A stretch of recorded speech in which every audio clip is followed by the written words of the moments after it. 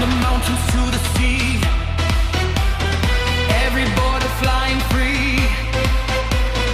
Not for glory, not for fame, but to shield the homeland's name. Feel the ground shake under thunder, hear the sky tear open.